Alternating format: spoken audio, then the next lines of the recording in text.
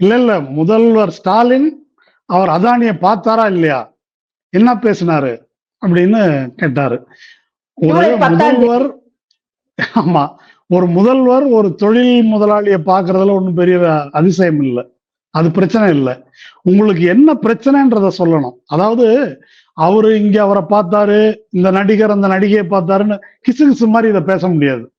அதாவது அரசாங்கத்தின் கொள்கை என்ன, அதுல என்ன தப்பு நடந்திருக்கு. இப்ப அவர் என்ன சொல்றாரு, நீங்க அதானி கிட்ட அல்லது SECI கிட்ட நீங்க மின்சாரம் வாங்கி இருப்பதில் ஊழல் நடந்திருக்கு என்றுதான் ராமதாஸ் சொல்ல வருகிறார் அப்படின்னு சொன்னா அந்த விஷயத்துக்குள்ள நம்ம போவோம்.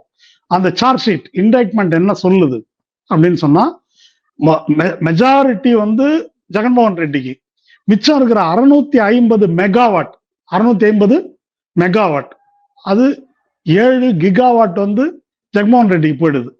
650 மெகாவாட் தான் தமிழ்நாடு, ஒரிசா, சத்தீஸ்கர், ஜம்மு காஷ்மீர் இந்த மாநிலங்களுக்கு எல்லாம் இது வந்து பிரித்து கொடுக்கப்படுது.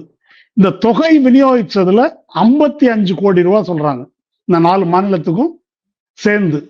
இப்ப அங்க சொன்ன மாதிரி ஆந்திராவுக்கு இவ்வளவு கொடுத்தார்கள் என்று சொல்வது போல இந்த இண்டைட்மெண்ட்ல தமிழ்நாடுக்கு இவ்வளவு கொடுத்தாங்க, சத்தீஸ்கருக்கு இவ்வளவு கொடுத்தாங்க என்று எதுவும் சொல்லப்படவில்லை அப்படின்றது ரொம்ப முக்கியம்.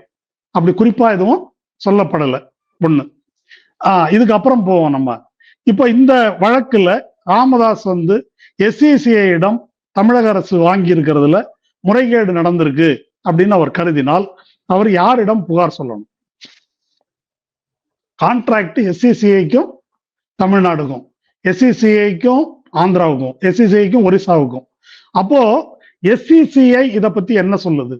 SECI-னுடைய CMD ஒருத்தர் இருக்காரு, மேனேஜிங் டைரக்டர் குப்தான்னு சொல்லி, அவர் வந்து எங்களை பத்தி இதுல ஒண்ணுமே சொல்லலையேன்றார். அவர் எதுல பிரச்சனையே இவங்களை பத்தி தான் இருக்குது, ஆமா, எங்களை பத்தி எதுவுமே சொல்லலையே அப்படின்னு விசித்திரமா ஒரு அறிக்கை விட்டுருக்காரு. இப்போ இதுல கேஸ் போடணும் அப்படின்னு சொன்னாக்கா SECI தான் CBI-ல வழக்கு பதியணும்.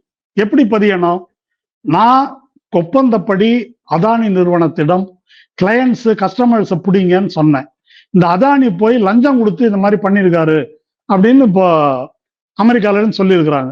இதை பற்றி CBI விசாரிக்க வேண்டும், அதானியை கைது செய்யணும். முதல்ல கைது செஞ்சு யாருக்கு எவ்வளவு கொடுத்தேன்னு வந்து கேட்கணும், அப்புறம் லஞ்சம் வாங்கினவங்கள கைது செய்யணும். இப்படித்தான் இந்த வழக்கு போக முடியும்.